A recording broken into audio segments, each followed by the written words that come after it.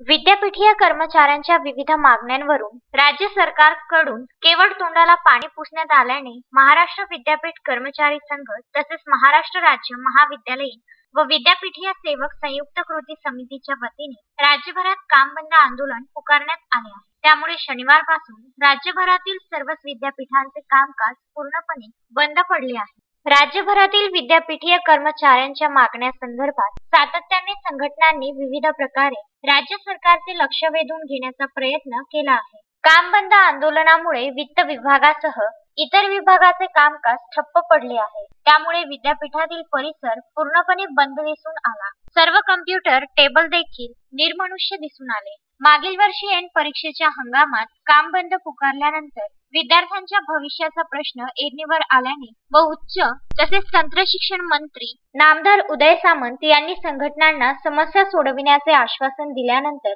त्यावेळी काम बंद आंदोलन मागे घेण्यात आले होते। मात्र त्यानंतर कुठल्याही समस्येवर राज्य सरकारने तोडगा काढलेला नसून केवळ संघटनांचा वेळ मारून नेण्याची भूमिका ठेवल्यामुळे राज्यभरातील विद्यापीठ तसेच महाविद्यालयीन कर्मचाऱ्यांनी आक्रमक पवित्रा घेतला आहे। दिनांक 16 नोव्हेंबर पासून हे आंदोलन सुरू झालेलं आहे।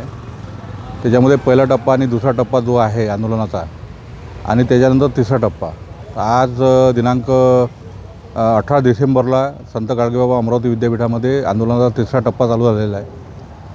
या टप्प्याच्या अंतर्गत बेमुदत आंदोलन आजपासून सुरू झालेलं आहे। त्याचप्रमाणे सर्व राज्यस्तरीय कृषी विद्यापीठ आणि महाविद्यालय यामध्ये हा आंदोलनाचा टप्पा आज एकत्रितपणे सुरू झालेला आहे। यामध्ये आमच्या मागण्या ज्या आहे 7 पेच्या संदर्भामध्ये आमच्या 796 लोकांना अजून सध्या अद्यापही 7वं वेतन लागलेलं नाही आहे। त्याचप्रमाणे सेवांतर्गत आश्वासित प्रगती योजनेचा जो JR रद्द केला तो पुनर्जीवित करण्यात आलेला नाही। त्यानंतर आम्हाला 5 दिवसाचा आठवडा शासकीय कर्मचाऱ्यांना लागू नाही आहे। अशा विविध आमच्या जवळपास 12-13 मागण्या आहे, त्याकडे शासनानं लक्ष घालावं आणि लवकरात लवकर ते मागण्या पूर्ण करण्यासाठी प्रयत्न करावे अशी आमची विनंती आहे। आणि जर शासनाने याची दखल घेतली नाही आणि कोणत्याही प्रकारे जर आम्हाला प्रतिसाद दिला नाही तर हे आंदोलन असं कंटिन्यू चालेल आणि त्यामधून विद्यार्थ्यांची गैरसोय होईल। याकरता शासन जबाबदार राहील। हे आंदोलन आमच्यावर शासनाने लादलेलं आहे।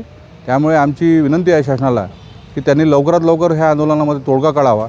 आणि अनिकेत ठाकरे, विदर्भ न्यूज, अमरावती।